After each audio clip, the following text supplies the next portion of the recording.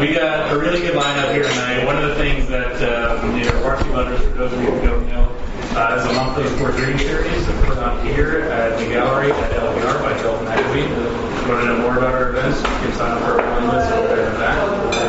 gelfmagazine.com. Follow us on Facebook and Twitter.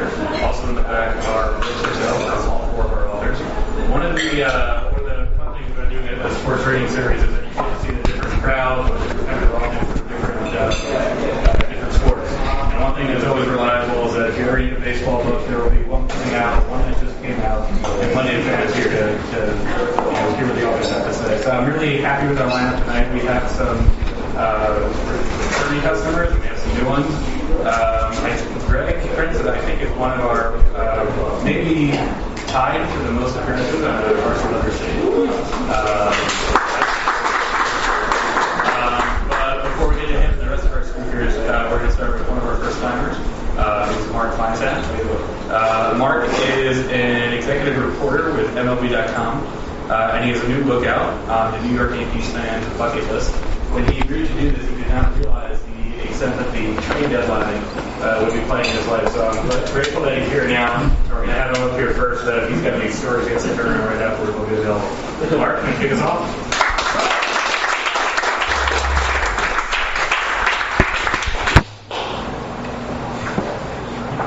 Hi, everybody. I am Mark Feisand. I am the author of this book right here, the New York Yankees Fans Bucket List. It came out in April, right around opening day, and it's my first book. Well, my first book in English, I should say. I co-wrote a book with Peter Abraham and Sam Ford back in 2008. That was never sold anywhere in the United States. It was sold only in Taiwan and Hong Kong. I have copies of it. It's all in Chinese, and I can't read it anymore. This book's been more fun to talk to people about because I can actually show it to them and they can read it. Triumph Books as a publisher, they came to me with the idea of actually, they would start a series maybe 2 years ago, the Bucket List series. They started with Ohio State football and Kentucky basketball. And they wanted to get into some pro teams. And so, of course, they thought of things like the Steelers and the Yankees, and they wanted to get the Cardinals as their first group. So they reached out to me about the Yankee book, and I was more than happy to take on the project. It was fun. It was grueling. I wrote it during the baseball season last year while I was covering the Yankees, which anybody who's ever seen or know what a beat writer goes through during the season a whole lot of free time. So it was a lot of writing in my hotel room and shutting my door and telling my kids to go away and try to finish the book. But it was fun. It was fun talking to a lot of people, both fans, players, former players, people around the Yankee Stadium. For those who haven't seen it, it's essentially, the way I try to describe it is essentially a guide to being a better Yankee fan. Things that every fan should do, know, see, read, watch. We didn't want to make it just a travel guide because we didn't want to make it where you had to have money to do anything in the book. There is some travel stuff in there. Chapter 1 is all about Yankee Stadium and things you don't get in the Bronx, whether it's pre-gaming at Stan Sports Bar, going to the park, going to the Yankee Museum, which I didn't even know existed until I started writing the book.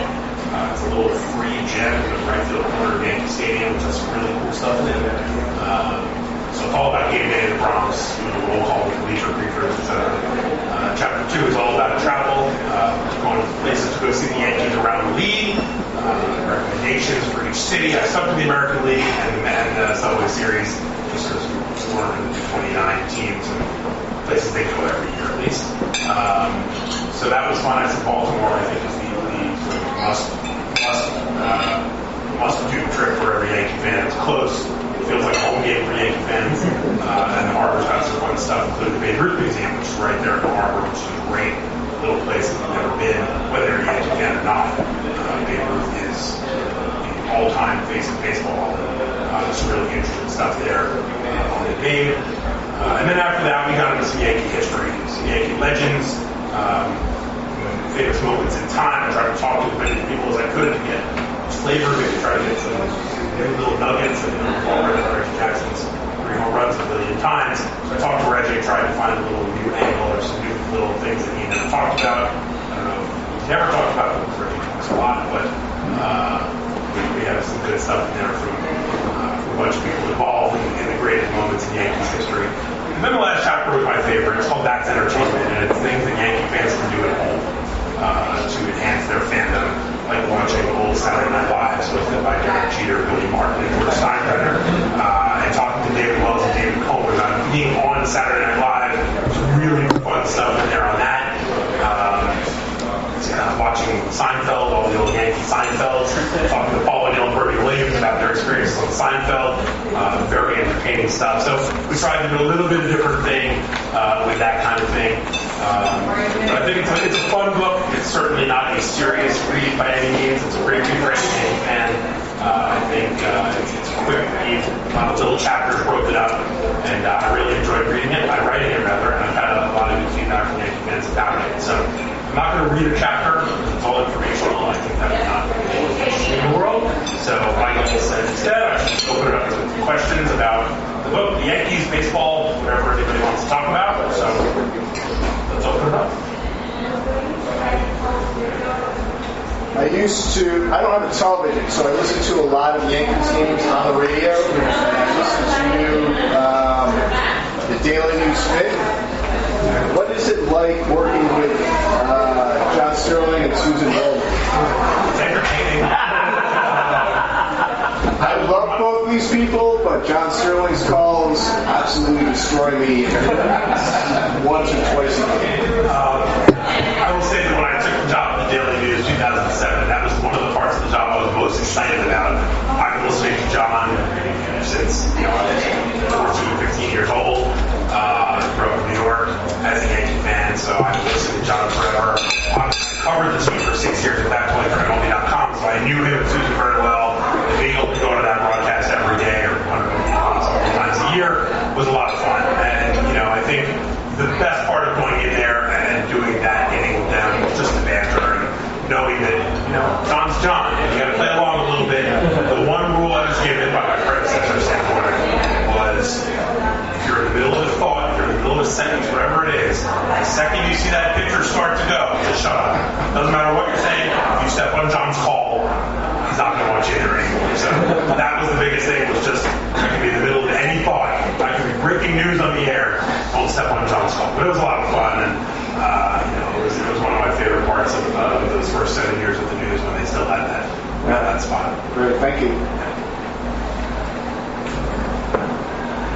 Full disclosure, I'm not the Yankees fan, but There are many of those people. but I'm thinking if I were trying to write a bucket list for Yankees fans, I would want to have a time machine in there to go to the old Yankees stadium. What do you think is gained or lost by the new one? What are maybe the museum's an example, but are there things that are actually benefits now that weren't there before? Well, the museum is definitely one of them. The museum is very cool. Thurman Munson's old locker, original locker from the old stadium, is in there, and that's something that was in the old Yankee Stadium, but in the clubhouse. So unless you were playing for the team or covering the team, you never got a chance to see that. I guess if you took a tour, one of those behind-the-scenes tours. But so the museum's got some really neat stuff. They have all the 7 World Series trophies from the Steinbrenner era. They have replicas of all the rings.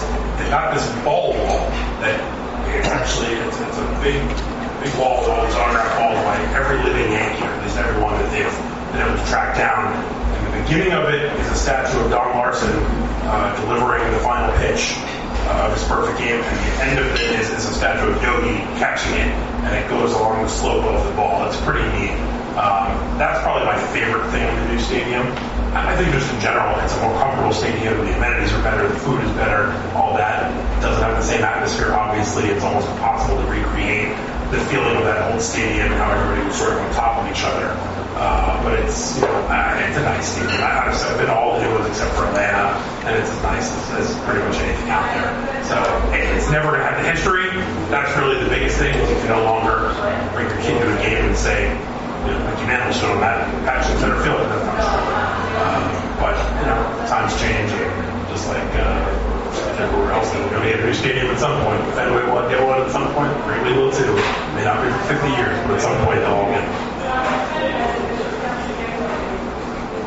Going into the season, not many people expected much from the Yankees, maybe to just pretend and hang around, and now that they're in a wild card spot, that's like we're covering that. If they don't make the playoffs at this point, well, going into the season, we would have been happy with this outcome. from the way that you're going to cover it and the way everybody else, will they see this as, will they see the season as a disappointment? I mean, ultimately they will, because there have been a lot of expectations now set out for them. But I think when you look at it in the big picture, if their plan over the next year or 2 or 3 years goes the way that they've mapped it out, this will be a blip. But the fact that they're contending right now has them excited, has the fan base excited, and the fact that they've just been able to have Judge pop out to have the year he's had. Sanchez hasn't done it last year, but he's still been a solid player. They've seen some other young guys emerge. So I think that there have been definitely good things that have happened this year. Either way, Severino, I think, has been as important as anybody other than Judge. I saw what he did in 2015, and they had a terrible year last year. Sort of said, well, they don't have any pitching prospects right now, coming up right now. They needed Severino to get back. So I think the fact that they're in it where they are, that everything that's gone wrong for them this season, Tanaka being mostly terrible, Sanchez missing over a month, Didi missing the first month, but they got off to that big start with a lot of injuries, a lot of stuff going on. Ellsbury's been a non-factor. Castro's been hurt a couple times. So they've had their bumps along the way, and they're still in it. So I think they're giving the fan base more than they probably bargained for this year. If they fall short, yes, I think people will have initial disappointment. But I think when you look at the big picture of where they are in their overall plan, I think they're headed in the right direction. Do you get the sense that the Yankees can ever continue the way they do, like market themselves less of a stodgy organization? They're not doing things like the Judge's Chambers out in the outfield, kind of embracing Judge in particular, but the youth movement in general, and also with the installation of these new terraces and kids areas in the stadium. Seems that they kind of adjusted their strategy to more people in the doors. Do you get a sense that it's more of a long-term strategy that they're working on for the next several years, or just like a reaction to declining attendance over the last 5 years or so? I think it's definitely something they're looking at going forward, and they should. The South is always going to be a part of the Yankees. They have too much of a rich history with too many Hall of Famers and championships to just forget about it. But I think now, one thing they haven't had in recent years are young homegrown players. They've had a lot of sort of mercenaries who have come in, free agents, guys who fans didn't necessarily connect with. I think that was the thing that they were missing the most in the last 3 or 4 years, was players that fans could connect with. Once the Jeter group all retired, it was McCann and Ellsbury and Beltran and Tanaka, and these guys who nobody thought of as Yankees. So now the fact that they've got some young guys, Judge, Sanchez, if Burr ever plays again, Severino, guys who they're really looking to be a big part of their future, Kansas. I think that's very helpful for them in terms of getting fans to connect with their own players.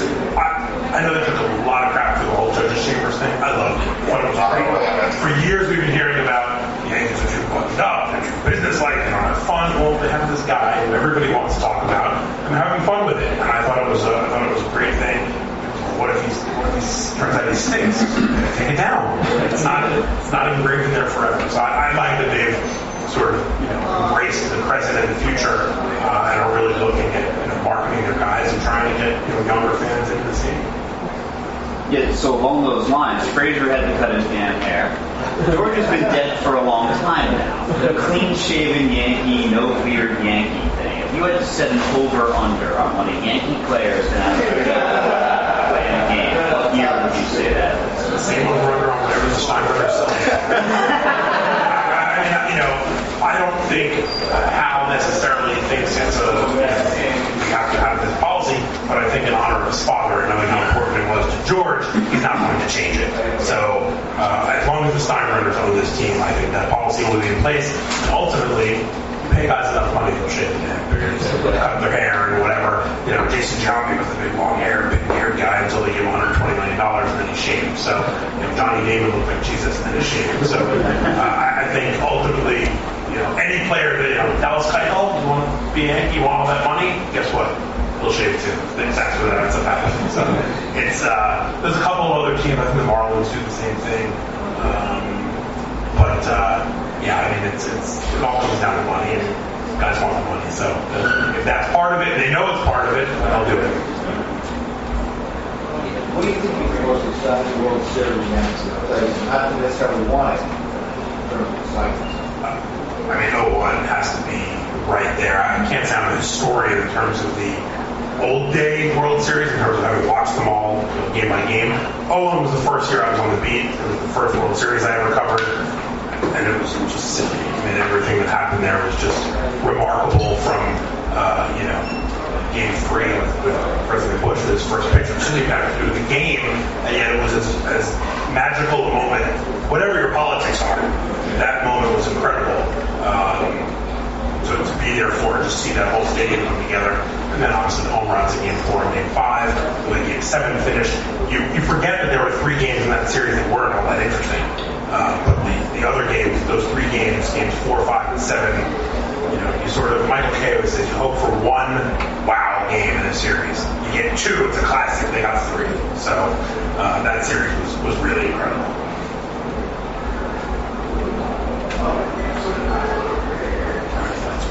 Do you think the Yankees are responsible for this contract? Stop. I actually just tweeted about this today. I actually think they will look to trade him in the offseason, and if they have to need a little money, I think they'll probably find a new home for him in the offseason, because even though he doesn't do a trade, I don't think he wants to spend the next 3 years sitting on the bench and not playing. And so, Judge is firmly planted in the right field. I think Frazier is going to wind up being pretty firmly planted at center field starting next year. Gardner's got another year, and then they have to make room for Mark. So, sorry. I thought you were going to say Hicks was an all-star. Well, Hicks is there too. I just think Ellsbury's lost in the shuffle now, and I think it will serve both parties well to find a new home for him. And they're going to have to pick up some money. I tweeted something about it today, and my pal Peter Abraham, good luck with that. And I pointed out Vernon Wells' contract got moved twice. So anything can happen. All right, what do you think the Yankees are going to do with the famous one? Well, before today, I would have said they were going to acquire either Jaime Garcia or Trevor Cahill. They're both gone now. So I think they're going to bring in a back of the rotation guy. I don't think, let me correct this. If they can get Sonny Gray in a package led by Mateo and some other lesser level guys, I think they will do that. I don't think they trade Torres, Frazier, Adams, Sheffield.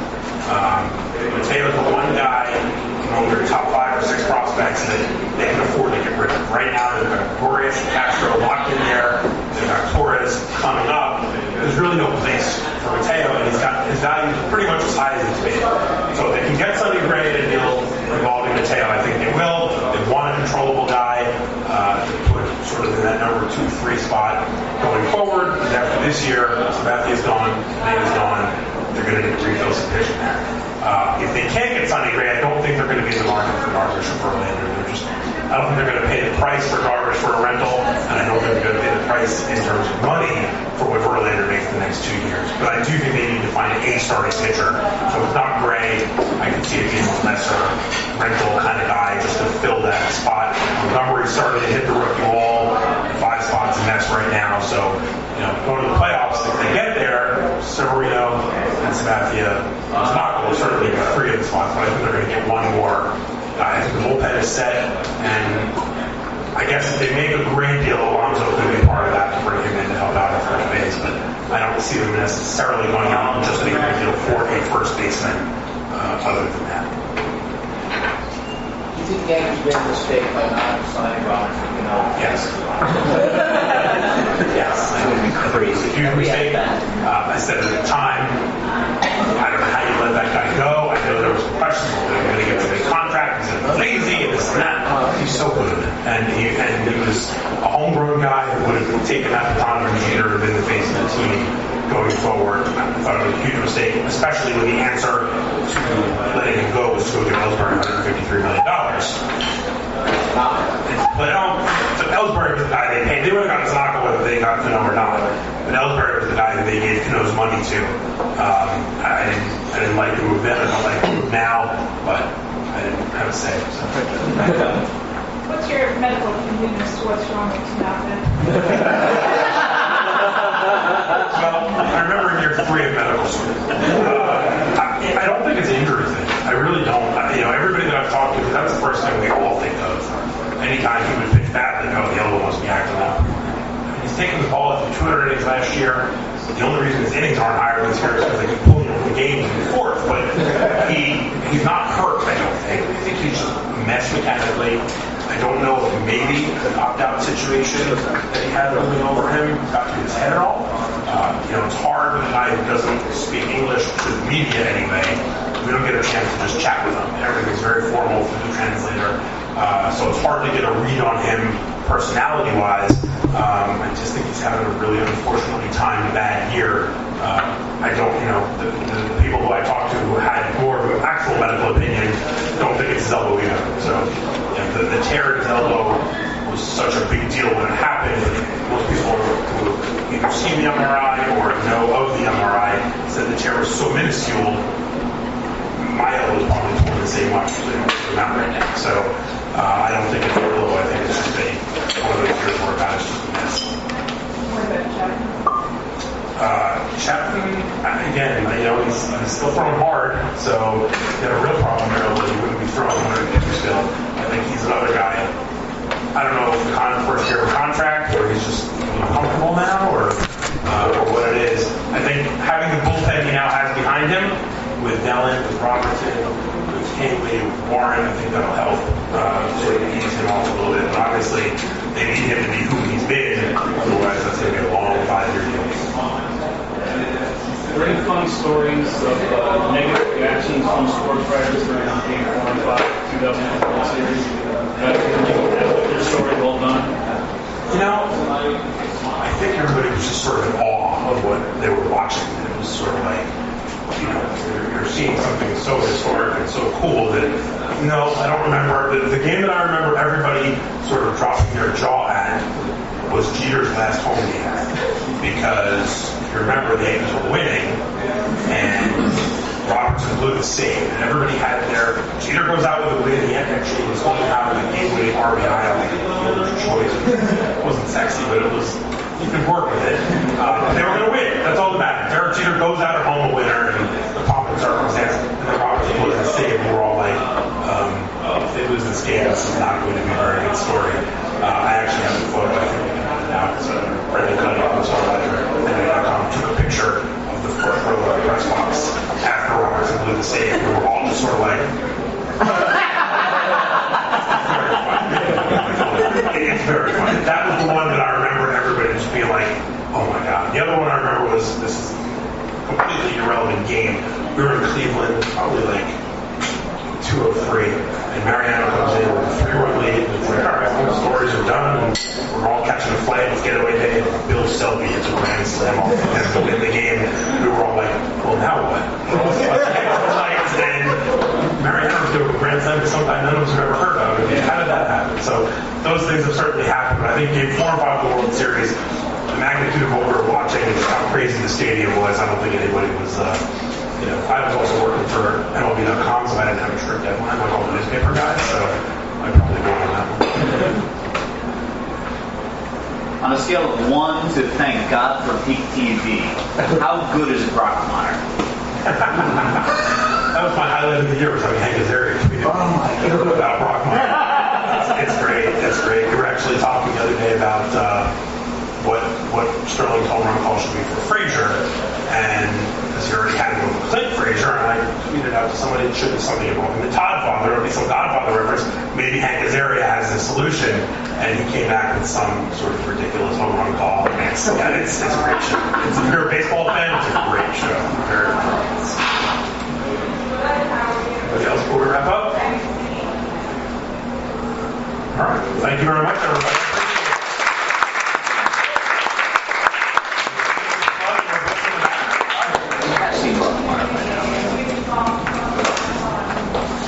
All right, we're going to keep it moving here before we take a quick break with our next speaker.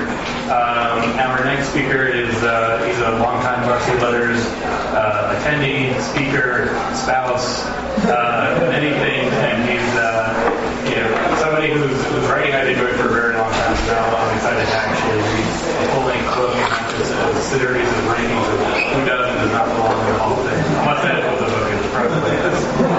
Anyway, our next speaker is Jay Jaffe.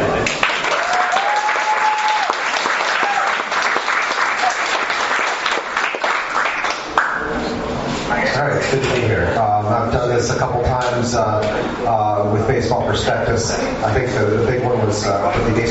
next book, Extra Innings, which I touched on a couple of things that wind up in this book as well, namely the Hall of Fame and Bert Blyleven and Jack Morris, and then also the issue of steroids in baseball and how the Hall of Fame should handle that.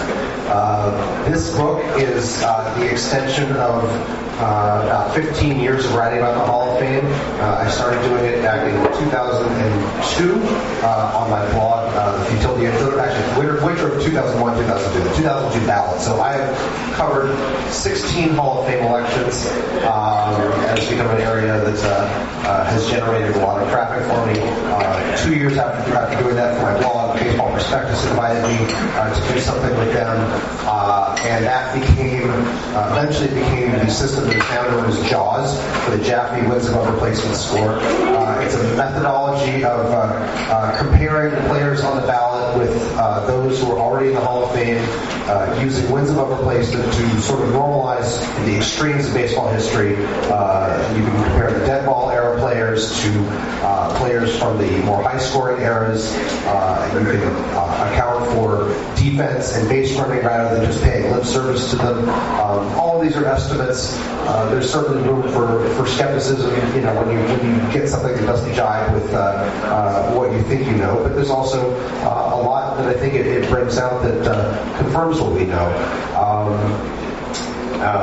But I want to stress that this book it's a very numbers-heavy book, but it's about more than just the numbers. If all I was doing with JAWS was to tell you that this guy is an average Hall of Famer, or the equivalent of an average Hall of Famer, and be done with it, this could be a pamphlet. The point is to use that as a tool to better assess a guy's place in baseball history and whether he's worthy of the Hall of Fame. This book is about doing that. It's about dragging the Hall of Fame into the 21st century. The Hall, which was founded in 1936, is a very conservative institution. The writers who have voted for the Hall of Fame have had their own quirks and have had their own resistances to new information in a lot of ways. And it's been a battle to try to change that. I am lucky enough that the work that I've done, first at Baseball Prospectus, now at Sports Illustrated, with occasional appearances on MLB Network, and the fact that JAWS is now on every baseball reference page for any player who's got a career of a certain length. The actual voters do pay attention to this. I was lucky enough to get Peter Gammons to do the foreword for my book, and have some other heavy hitters speaking up on my behalf as well. I've gotten to do some pretty cool stuff within the BBWAA, including was on a committee with Mark where we studied the ballot issues that the writers had been coming up against. I don't have a vote yet. If I can survive in this industry for the next few years, I will get one for the 2021 ballot, so about 3.5 years away. But I know that even if I don't ever get there, that I've already had an impact on the voting and on the processes and on the way people think about this, and I'm gratified that I've gotten to do this book. So what I'm going to do here is I'm going to read you selections from the introduction. It's not the whole introduction, which itself is pretty short, but not all of it lends itself to reading in front of a crowd. So bear with me here. I'm wearing my contacts, and this is not the easiest thing for me. So we'll see if we can do this. It's easy not to care about the Baseball Hall of Fame. Founded upon a long-debunked myth regarding the sport's creation for a future Civil War general in a cow pasture, the museum, the National Baseball Hall of Fame Museum to use its full name, is tucked away in central New York, roughly 200 miles from the nearest big league ballpark, Yankee Stadium. You could live your whole life without stumbling upon it. From its origins in 1936, the Hall's selection processes have been arcane, resulting in confusion among voters as well as mistakes in who has been recognized and who has been bypassed. Via the myopia of the Baseball Writers Association of America and the cronyism of the Veterans Committee, the two primary voting bodies, numerous so-called greats have been inducted despite having not been so great, many of them hailing from the shameful period when baseball excluded black players. More recently, the process has become cloaked in sanctimony. A sizable faction of writers who failed to recognize and report the infiltration of performance-enhancing drugs into the game has attempted to negate the accomplishments of some of its top players for the last quarter century. Players whose desire to gain a competitive edge by any means wouldn't have been out of place 50 or 100 years ago. Suddenly, these voters are biochemistry experts, able to extrapolate from scant scientific studies the impact of those drugs on player performance in connection to the changes the game saw in the 1990s and 2000s. Meanwhile, the culture war that has raged within the game for more than a decade has spilled over onto this front, as an army of stat nerds who've changed the way baseball is managed, viewed, and consumed attempt to revise history and to bury the authority of expert voters in an avalanche of spreadsheets and formulas that even some proponents don't fully understand. Thanks to the 24/7 coverage on the internet that gives everybody with an opinion a megaphone, the annual election cycle has become inescapable, if not unbearable, at least for the 6 or 7 weeks between the ballots unveiling in November and the announcement of the voting results in January.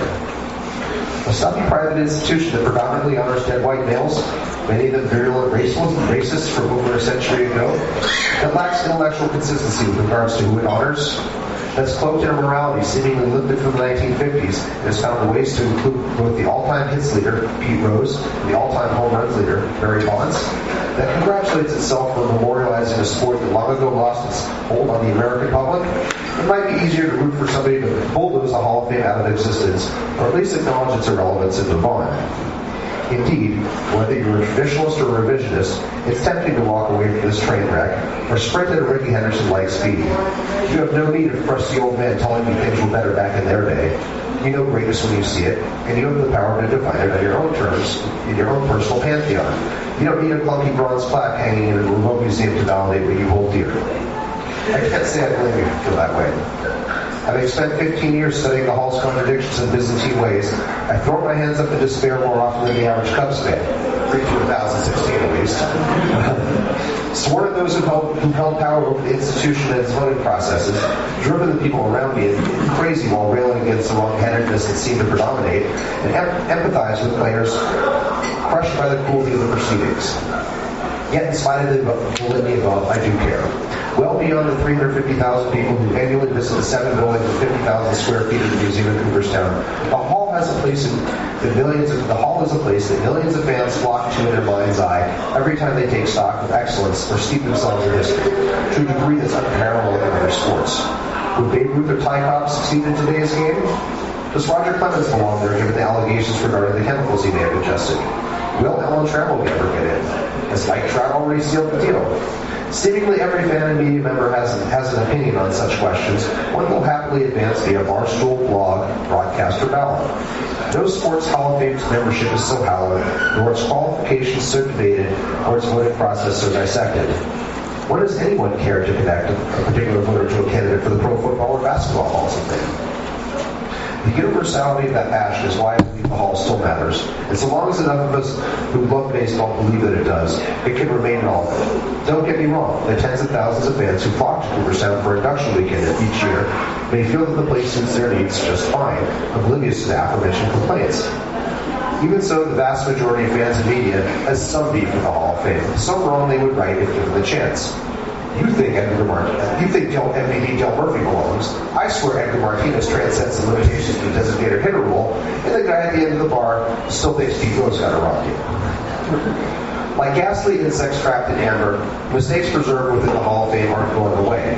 As convenient as it may be to wish that we could pack the plaques of some of the least deserving honorees in the Hall's dusty basement, however, I prefer to focus on improving the institution, primarily by ensuring that the right players are recognized, both from the recent past and from further back. To do that requires acknowledging that many of the Hall's estates go to the primitive quality of information available at the time. To keep the Hall relevant in the 21st century, we need to pull it out of the 20th. The election process needs reconsideration and reform, expansion of the ballot beyond the current 10-slot maximum, which has been in place since 1936, where the majors were roughly half their current size, and of the voting body beyond the BBWA riders and assorted codgers who sit on the smaller committees. The Veterans Committee has evolved now into 4 era-based committees as of 2016. As I'll show in Chapter 7, when measured against the level of player representation from the 19th century and the first half of the 20th, the various voting bodies have been particularly stingy in honoring players not only from the 1990s, but from the 80s and 70s as well. Much of the Hall's foot traffic and revenue depend on the patronage of fans who who visit to see their favorites celebrated. Ruth, Willie Mays, Mickey Mantle won't drive attendance forever. Failure to keep pace by equitably representing recent errors will doom the hall to obsolescence.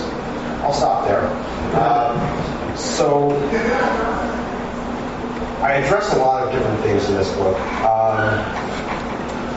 A lot of it is about the battle to get advanced statistics into the Hall of Fame discussion. A lot of it, as I alluded to there, is about the levels of representation and how the Hall voters haven't kept pace and how they should be keeping pace. Some of it's about the Veterans Committee and how it has irreparably marred the Hall of Fame by admitting substandard candidates and introducing a bit of cronyism into the proceedings. And inevitably, the one that everybody seems to want to talk about when they're doing the media stuff is the steroids issue and how to handle that. The one thing I've learned from all this is that no matter what your position or how well thought out it is, somebody is going to disagree with you vehemently. You just have to accept that.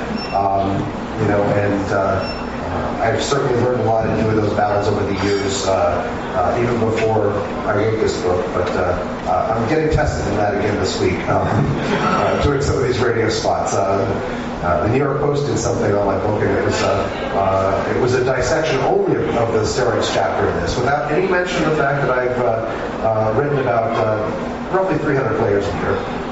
Most of them, many of them, in brief, a couple hundred words here and there, not unlike the Baseball Prospectus annuals, and about 14 of them at length, similar to the profiles that I do at SI.com every year with the annual ballot series.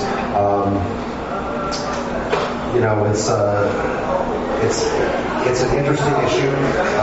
I don't pretend to have the right answer. I think I've come up with a way to logically handle it, but there's always going to be somebody that disagrees with you. So I think when I look at this book, people ask me, one of the first things they ask when they look at the subtitle is, who would you pick out? Because the title of the book is the subtitle of the book is Who's in the Baseball Hall of Fame? Who should be in and who should pack their plaques? The last part, it's a red herring. I'm not advocating anybody pack their plaques. I think what I've tried to do here is to appreciate what the guys, even the guys who I would say, yeah, maybe we should probably put their plaques in the basement, what they gave to the game, how they got in, to understand that, and to illustrate the mistakes that were made in getting them in, and to hope that those mistakes aren't repeated. So I learned a lot doing this. There are 220 Major League players in the Hall of Fame. There are probably 50 that I knew absolutely nothing about when I started this process and had to learn. And probably another 50 that I had only a little bit of information on it and had to learn and become authoritative pretty quickly on it. It was a lot of fun to write. This book ended up being about 100 pages longer than we originally set out to do it, and I kind of bulldozed my way into making sure that enough of the good stuff stayed in. So I'm very proud of it, and I'm excited for people to read it. And now I will read your questions.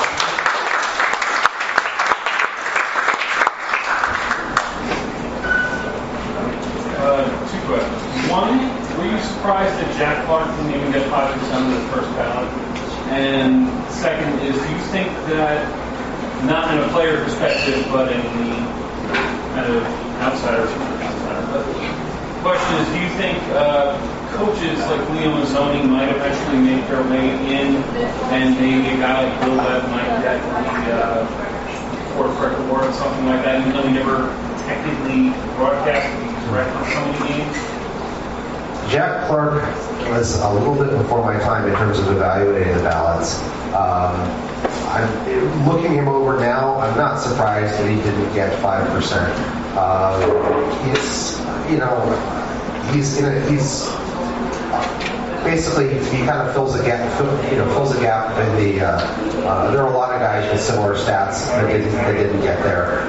He certainly had some big moments, some big years, but kind of petered out in his mid-30s. In general, there are very few guys in the modern era who petered out in their mid-30s and did get in the Hall of Fame. I wrote at length about one of them, Juan Santillan here, and that was a battle that he didn't even live to see the end of. So no, I'm not surprised about Jack Clark. As for the Frick Award stuff, I don't don't really address that in here. As for Leo Mazzoni, I think there ought to be a place in the Hall of Fame. I write about this. One of the players that's in the Hall of Fame that I think is probably the weirdest fit for the Hall of Fame is an outfielder named Tommy McCarthy from the 1880s, who did not have great statistics, only played about 12 years. He's in basically because he popularized the hit and run play and the outfield trap. He had like maybe 3 big years where he was a very popular player and made good money. But it's mostly for that. He should have been, when he was voted in by the Old Timers Committee in 1946, it should have been as an innovator, or as a pioneer, rather than an outfielder. And I think the Hall of Fame has kind of missed an opportunity to sort of set aside this class of, let's just call them modern pioneers or innovators.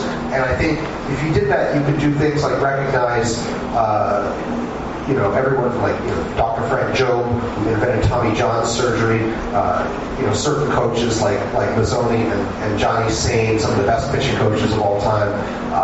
We're not judging them based on statistical performance the way we are the players, but we are acknowledging that they brought something special to the game. They're scouts. I think that certainly belong there too.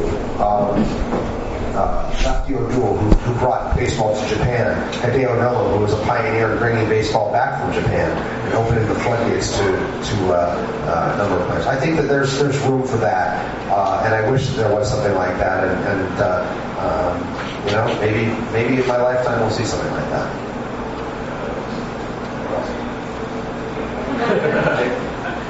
Is there anyone that you think who hasn't appeared on the ballot yet that you think is going to be underappreciated? Oh yes. I'm coming up on this upcoming ballot. On this upcoming ballot, it is a very crowded class. I think Chipper Jones and Jim Thome are going to be first ballot Hall of Fame guys. They're going to be automatics. But then you've also got Andrew Jones, who won 10 Gold Gloves and unfortunately petered out in his early to mid-30s. You've got Scott Rowland, outstanding third baseman on both sides of the ball, kind of petered out in his late 30s due to injuries. Both of those guys measure up very well with my system. I've got a whole chapter on Jones in here, and I think if there's one guy I wish I could squeeze a chapter in now, having rethought this, it's probably Rowland. I'm worried that both of those guys are going to struggle to get enough votes to stay on the ballot, because when you think about the fact that you've got those two guys, Thome and Jones, two holdovers that are very close, Vlad Guerrero above 74%, and Trevor Hoffman in the high 60s. You got 4 guys who are on the precipice there. That's already pretty crowded. And then you've got Bonds, Clemens, Mike Messina and Edgar Martinez both got about 50% for the first time in this past ballot. It starts to really fill up. There are other players that have their adherents as well. I know when I was talking to Mark earlier, he said his first cut, he had 16 guys on his ballot. I think this is his first time doing this, and I think he was kind of overwhelmed just at how tough it was to start from that and then to start whittling down. So I do worry about those guys. I worry there's probably a few others down the road, but 1 year at a time. Those Rowland and Jones are my next two. So, baseball and also a lot of other team sports, when we talk about their accomplishments and stats, are usually just how the regular season numbers. And especially recently with expanded playoffs, guys are actually racking up a lot of stats. Some guys in the regular season, you would say, maybe it's unfair to count that against other players who didn't have as many teams, and they're the best players create some contribution for your team. So, does your system account for postseason accomplishments of the individual team, and how do you think about that? Well, I think it's important to point that out. Yeah, Jaws only takes into account a player's regular season performance, and I'm not saying that should be the only criteria that's used. You should take into account postseason performance. You should take into account historical context when you can. Recognizing awards, league leads, pioneering, things like that, understanding career interruptions. I mean, one guy may have a higher job score than another, but it turns out the second one missed 3 years of his prime for military service. You can't. It's not a completely direct comparison. You have to make allowances for that and understand what you're looking So I think, there's a lot of room to consider postseason performance. There are definitely guys in the Hall of Fame, especially from the first half of the 20th century, before there was a level, additional tiers of playoffs, that are in the Hall of Fame because they had a couple of big World Series. They were very good players who shine in the World Series multiple times and are thought of, as national heroes, or were regarded that way because of that. But there's some of the weaker Hall of Fame selections, but you understand how they got in. I think modern day equivalent Kirby Puckett is actually fairly close to that. Two championships in Minnesota. Eye problems, hastened his retirement in the mid-30s. He does not look great in my system because, despite the fact that he won some Gold Gloves, his defensive metrics are pretty poor at some points. But he had the fame factor going for him because of those championships. It doesn't always jive with with what's with the regular season performance stuff, but it is an important part of history. I think David Ortiz, another guy who I write about here, who's significantly short because he spent so much time in his career as a designated hitter, because he had such huge postseasons in helping the Red Sox win championships. I think he's going to get it anyway. And I Allegedly. As for the story stuff with David Ortiz, I really don't care. It happened. The survey test was supposed to be anonymous. He is among a group of more than a dozen players who should have had their tests arbitrated, basically, because there were over-the-counter substances available that were known to set off the testing. So, not only were laws broken to leak that information because it was supposed to be anonymous, and it was overzealous, federal agents that leaked that information, but it never should have counted anyway. So I don't regard that as being a strike against them. Bouncing off your comments on the postseason numbers, is Curt Schilling a Hall of Famer? Yeah, I think he should be. When I compare him to my system, just regular season alone, Curt Schilling is one of the top 30 pitchers of all time. Extremely good strikeout and walk rates, excellent run prevention, low wins totals, so that probably costs him, in the minds of some voters. The best postseason pitcher of his generation, probably the best is Bob Gibson. Obviously, he's done a lot since retiring. And I've talked to voters, for whom they think he's a Hall of Famer, they also think he's a horse's ass. And let's face it, when you're, I'm not advocating using the character clause to say that Curt Schilling should never be in the Hall of Fame. But if somebody's got got 11 guys for their ballot and has, let's just say, Mike Messina and Curt Schilling competing for that last spot, if they're 10, I can understand where personality is going to make a difference there. When you've got two guys that are basically equal, and one's a good guy and one's not, why somebody's going to vote for one. But I do think he belongs in the Hall of Fame. I think if he ever shuts up, he might have a chance of getting in. That said, I think he loves grievance more than he loves the Hall of Fame, and I think that is now an inescapable part of his persona. I think it's almost. It's almost like he enjoys this martyrdom of being on the outside, even though he hasn't gotten close enough to get in. But I think he likes the attention for not getting in.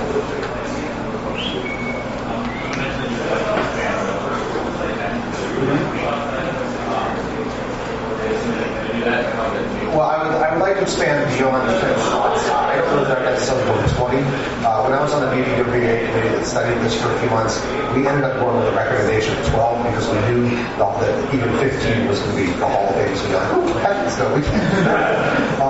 As it was, 12 was too much for them. They wanted to see what their own changes would do first. So I think ultimately, once you get maybe past 10 or 12 or even 15, a better idea would be to do what Derek Gould, one of the past presidents of the BBWA, calls is the binary ballot, which is basically unlimited.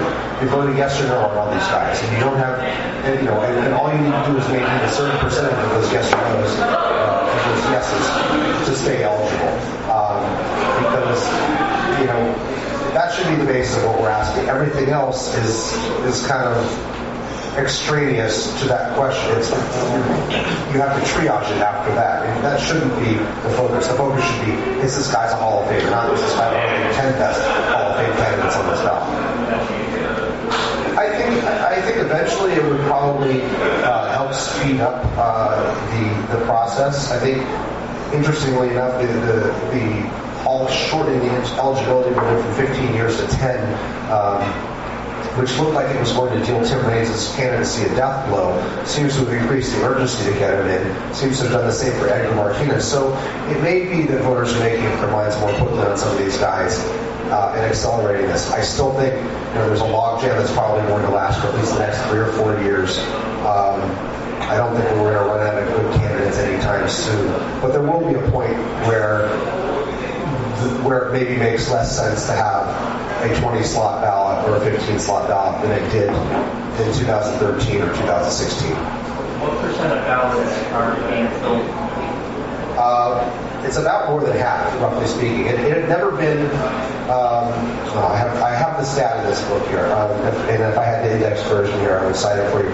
But basically, prior to a few years ago, there had only been one other time when it was above 20%. Then we had 2 years in a row when it was above 50%, and now it's hovered around there in the 40 to 50% range, if I'm not mistaken, for about 4 elections in a row. Rice and Sitter?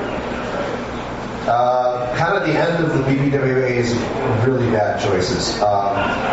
Jim Rice does not do well in my system. My system does not handle. I've never been fully happy with how my system handles relief pitchers. I think that there's something to be said for including a win probability-based statistic. And when I look at that, Suter's still very near the bottom. Now, I understand the innovations that he brought with the split-fingered fastball himself and the usage pattern that his manager, Herman Franks, brought in terms of using him only in safe situations. There's something very interesting about that, but it was a very short career by Hall of Fame standards. And I think that came in a period, that his election came in a period where the writers were not necessarily making particularly good choices.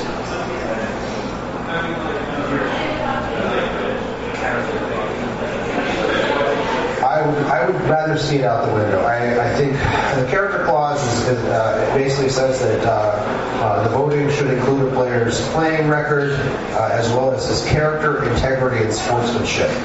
When I researched this, I found that prior to Mark McGwire hitting the ballot in 2007, the character clause had only generally been used in a positive light. The only time it ever surfaced in a negative light was when it was telling you something you already knew. Hey, Joe Jackson doesn't deserve to be voted in the Hall of Fame. While there was no rule against him being voted for by the writers for a certain period of time, he was eligible then.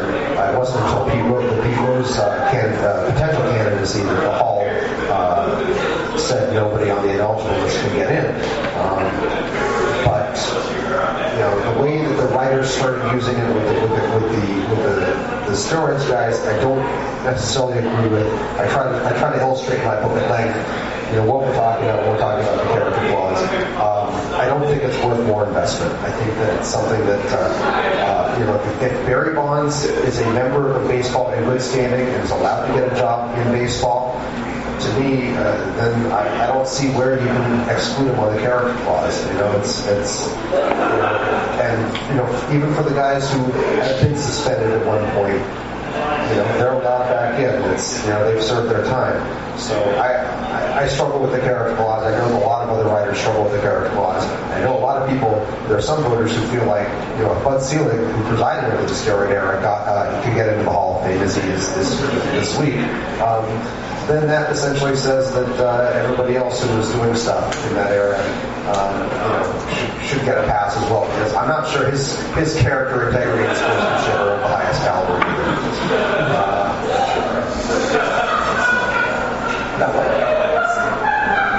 What do I do about Mike Messina? I think he'll get in. He's above 50% for the first time in the past ballot. It's a slow climb, but if I'm not mistaken, he's got 6 more years still. So I have reasonable confidence he'll get there eventually. And I think when you start to look at the pitchers that are coming up on the next few ballots, Roy Halladay and Andy Pettitte being the best 2 of them. Messina and Schilling both stand very tall because they're much fuller resumes, way more innings, way more strikeouts, way better run prevention than either Pettit or Halladay, even if they don't have the Cy Youngs to their name like Halladay does. Back there. Are the magic numbers truly dead? 3,000 hits, etc. I don't think they're ever going to be truly dead, but we're not going to see a 301 pitcher for a long, long time, if ever again. 500 home runs. There are 15 of 27 guys in the Hall of Fame. Only 15 of the 27 guys who have it are in the Hall of Fame. Some of them aren't yet eligible, but some of them are never going to get in. I don't think, or at least not for decades. 3,000 hits, I think, still holds some allure. Somebody pointed out to me that Nick Markakis is around 2,000 though. If Nick Markakis gets to 3,000, there's no not to take anything away, not to take too much away. I'll take a little bit away from Nick Markakis. We're talking about a guy who's never really been a star, and honestly, I don't think he's going to stay healthy because every time you look at a guy who's in his early 30s and has 2,000 hits, invariably their pace slows down. It's the inevitability of aging. But Johnny Damon, I think, would have tested that had he been able to get close enough to 3,000 hits that somebody would have kept paying him money. Fortunately, he did not. I think that he just does not do very well in my system. He doesn't register as a Hall of Famer by many stretches. All-Star appearances. A lot of things like that. But he did play on some winners. He did have some big postseason moments. So there are things that certainly could have boosted his candidacy. Two very different players, Joe Jackson and Neil Hodges. Do you think they deserve to be involved in playing? No, but for different reasons. Okay. Shoeless Joe Jackson. The band, everything we know about the Black Sox stuff. He took money. That's to me. That's the bottom line. He hit 375 in that World Series. He was probably the White Sox best player in that World Series, but he admitted to taking money, and that taints the proceedings irreparably. And certainly Hall of Fame talent, but I think I don't see where there should be leniency based on that. I think what he did and what he always did are far more serious blights on the game than anything anybody ever put in their body. Because what I see that is on a continuum that goes back to the 1890s when Pud Galvin was injecting monkey testicle extract. He was the first juicer. This guy had already won 300 games and was trying to get a little bit more. But as for Gil Hodges, I think I write this in the book. Probably more emotional energy has been expended trying to get Gil Hodges into the Hall of Fame than any other player. I certainly understand it. I come from a family of Dodgers fans. When you adjust for his statistics, in particular the hitting-friendly environment of Evans Field, he just doesn't come out as that special. He was probably the 5th or 6th best of those boys of summer Dodgers after Jackie Robinson, Pee Wee Reese, Duke Snyder, Roy Campanella, and maybe Don Newcomb. You give him extra points for managing the Mets to that title. I think a lot of the desire to get him in owes to that. I think some of it, he's often cited as a positive for the character clause. I came across numerous references to that. I'm not entirely. I don't think he should be in there. I'll leave it to somebody else to make a strong argument. In my system, I just don't see a way to argue that he is really, truly been slighted. Keith Hernandez, Omar Vizquel, where the Hall of Fame stands on defense? Both those guys are outstanding, are excellent defenders. Keith Hernandez, I think, scores as one of the top defensive guys of all time with the wins over points metric. Really never made a dent in the voting. I wonder how much the cocaine stuff had to do with that as well. I think more than that, though, I think it's the non-traditional offensive profile, the fact that he wasn't a power hitter for a first baseman, and then he, again, a guy who petered out in his mid-30s, that really hurt him. I'm open to the idea that he's, maybe close to a borderline Hall of Famer. I don't think it's a grave injustice that he's not him. I think Omar Vizquel is going to be one of the next polarizing candidates. His adherents want to claim he was the next Ozzie Smith. When you compare his defensive metrics to Ozzie Smith's, it's not even close. I mean, we certainly have more highlight footage of him because of the Baseball Tonight web gems, the MLB.com videos, and we've seen his great plays over and over again, and they were great. But the defensive metrics, nonetheless, don't like him all that much. They say he was an above-average fielder. He was not an elite fielder. And then once you adjust for the offense, you compare him to Ozzie Smith, for example. He's about 5% worse, and he has no base running positives the way Ozzie Smith did. Ozzie Smith turned himself into a pretty solid offensive player. Omar Vizquel never did that. Ozzie Smith, when he went to St. Louis, he learned how to be a high on base guy with a good stolen base percentage and outstanding instincts on the base paths. Omar Vizquel, not so much. I understand why people think he's a Hall of Famer. I think it's going to be the next Jack Morris type battle, where it's perception versus reality, and a lot of people, from both sides screaming at each other. I write about the Jack Morris and Burt Blyleven battle to get those pitchers into the Hall of Fame and the backlash against the advanced metrics at length in here. I was kind of in the middle of that, I don't think that story's ever been told. And there's a lot of big name writers who took their shots at a lot of stat heads, and it's maybe not the greatest chapter in Hall voting history in terms of how those people conducted themselves. But I thought it was an interesting story worth telling. Back there? Last one. Yeah. I just had a question. How quickly do you think the starting pitching metrics for the Hall of Fame are going to have to come down?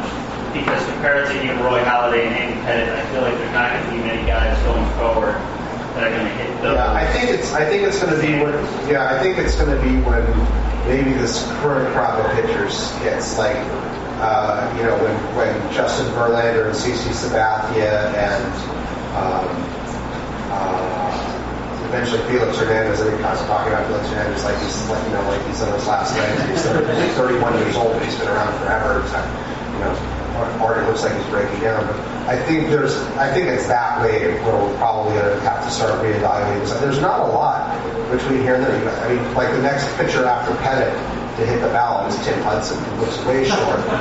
Him and Mark Burley, look very good pitchers, but not anything close to Hall of Fame pitchers, I think, in the minds of most people. So it's going to be interesting to see how that's handled and how the standards evolve. My system, I don't know how it's going to be handled, because it doesn't right now. It looks to me like it's going to be a significant compromise to start voting for some of those guys. We got time for one more back there. Will Pete Rose be alive to see himself in the Hall of Fame? No.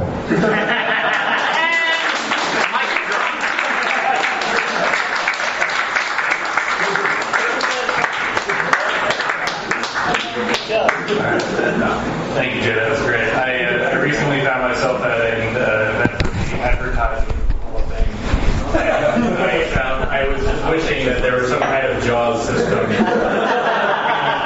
glove replacement, but it is interesting that baseball is really the only place that there's arguments about basketball's Hall of Fame and boxing and other ones, but not like there is with baseball. So thank you for doing this, and thank you for sharing it with all of us. Before our next speakers, we're actually going to take a very quick break, so you will have a chance to go ahead and check out their books in the back. I'm sure the authors will be happy to sign them. You can also sign up for a golf analysis, get another drink at the bar, and we'll be back in a couple minutes with our next speaker.